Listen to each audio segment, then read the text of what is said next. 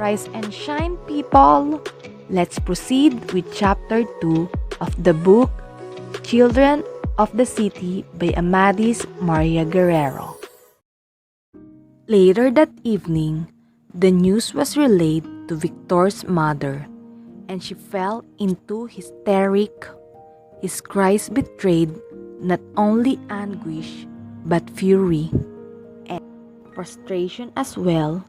And learning for his father's death and seeing and hearing his mother, thus Victor, 8-year-old, covered in the shadows. Neighbors took care of him that night, but in the morning, he managed to slip out and he made his way to the boulevard. Once there walking about aimlessly, he heard the call of newsboys going about their job, and unknown fears began to tug at him. At a newsstand in Emilia's district, his glance fell on the photo of his father, and he stared at it long and hard. It was the first time he had paid such close attention to a newspaper. Their father was laid to rest 3 days later at the crowded cemetery. To the north, his fellow workers had passed the hat around, and although the amount collected was meager, contribution from the union organizers and their supporters had made possible the fairly decent burial. His mother sobbed all throughout the ceremony and broke down noisily when the time came for the final look at her husband. The boy stood at her side, subdued. As the coffin was being lowered, he felt like calling out to his father, "Tatang! Tatang!" But the impulse died down, swept aside by the captious of tears of his mother. It was bright, a clear day. On the Avenida extension, the early morning traffic was forming, and the sound of car horns intruded in the place where the mourners were gathered. Not long after his father's death, Victor, a third grader, dropped out of school, and plans were made to employ him as a new boy with the help of an uncle who was a newspaper agent. His mother, who had gotten into the habit of disappearing in the afternoons and returning home early in the evening, pointed out that he was healthy and active, though lacking somehow in aggressiveness. Surely this could be easily acquired once he was thrown out into the field. One day, she brought her with a man, a stranger with foul breath, who swayed from side to side, and introduced him to Victor as your new tatang. The boy did not respond to him, thinking some joke he could not comprehend was being played on him, and in the days that following, he avoided as much as possible all contact with the interloper. This man, unkempt in appearance, seemed to be everything his father wasn't. For one thing, he was always cursing. His father had done so only when angry and kept this as a minimum whenever Victor was around. And in these friendlier moments, he would beckon to the boy and say, "Want this?" in such a falsetto tone that Victor coldly looked away.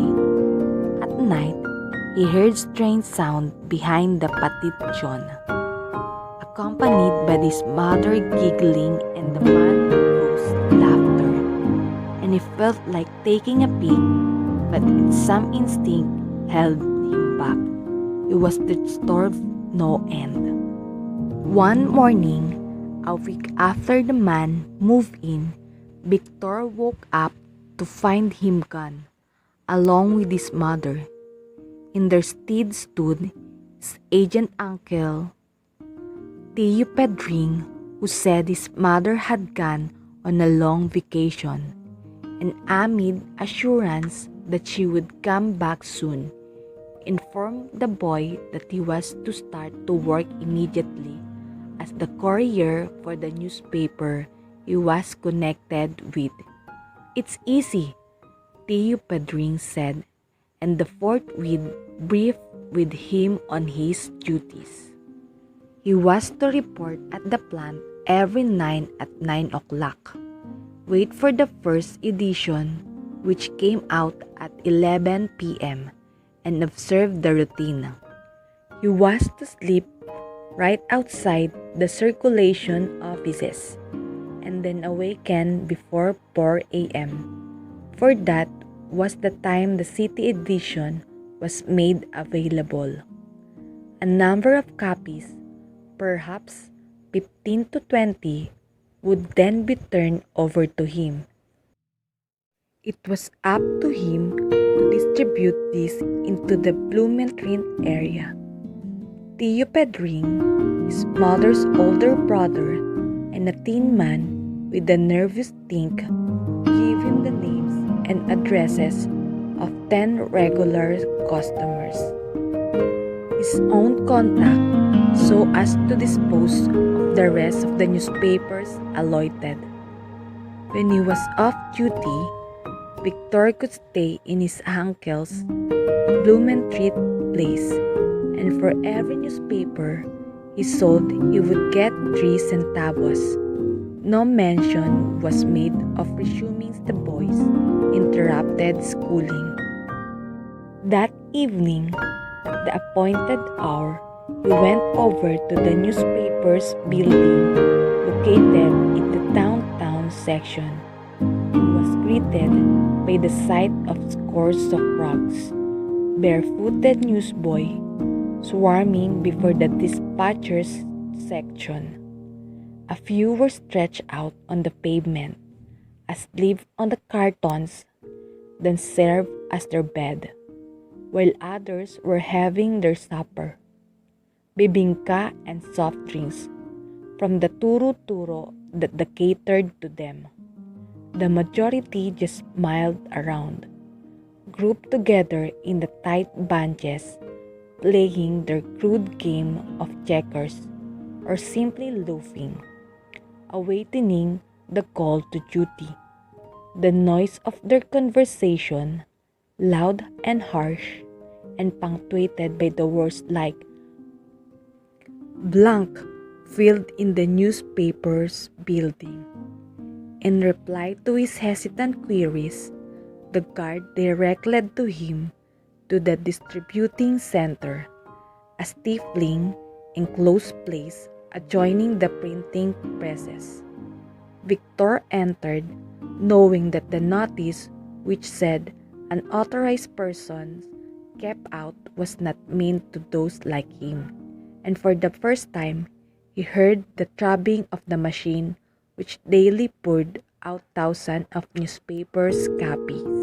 He listened for a while, fascinated, before seeking out the chief dispatcher, a hurried-looking man who looked at him sharply and said, "So, are you the new boy?" Then told him to stick around for the provincial edition and observe how things went. After that, he could sleep if he wanted to, and he would be awakened at 4 a.m. when the city edition came out. 15 copies would be given to him, and if he constantly managed to sell all of these, the number would be increased and he would more make money. "Our work here is rush, rush, rush. You've got to be listo." Victor nodded, then dismissed, made his way back outside, where the chill of the evening had replaced the heat of the plant. A mood of foreboding descended upon him. Like a pall, he was hungry but had no money, and so contented himself with watching the other newsboys.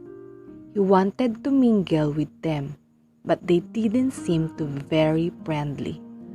A dilapidated ice cream pushcart stood at one end of the corner, and to this the urchins went for their ice cream sandwiches, consisting of 1 or 2 scoops tucked into hot dog and hamburger-sized bread.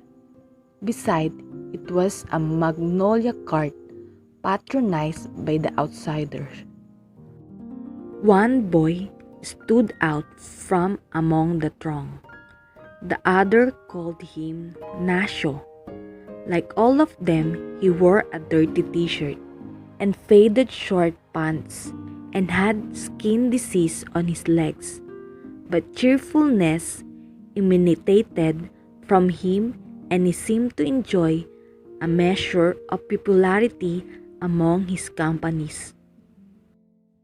Upon noticing Victor watching from the side, he detached himself from a group and offered him a cigarette. Surprised, Victor demurred and said he did not know how to smoke. Nasha shrugged his shoulders and asked to say, "That's okay," then asked if Victor was new on the job.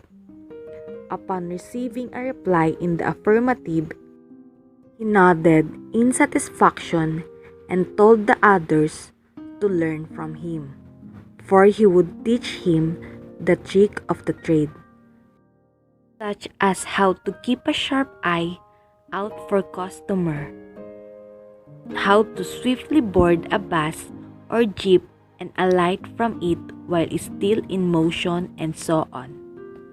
Nasho invited him to eat, but again Victor declined, saying he had no money. "No problem," the irascible Nasho said. "Come, I'll pay for you." He turned to Turu-Turu owner. "Aling Pasing, can you give me a pianono and a coke? Will you give me a discount?" Aling Pasing only looked down coldly at the boy and grunted, "No discount from you. No discount for anyone of you." Nasho winked at Victor as he paid, took the rolls and drink, and handed over to the other his share. Victor wolfed down the pianono, although it didn't taste too new, and drank with deep satisfaction while his companion chattered on, regaling him with his experiences as a carrier and his ability to skillfully dodge in and out of traffic.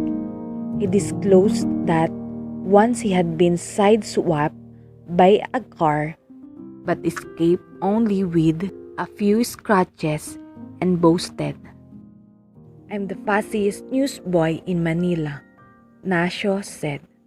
Victor marveled at his luck in finding such a fine friend.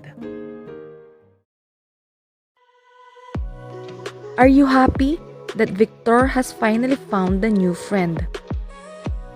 Let's see what will happen on chapter 3. Have a good day and stay safe, everyone!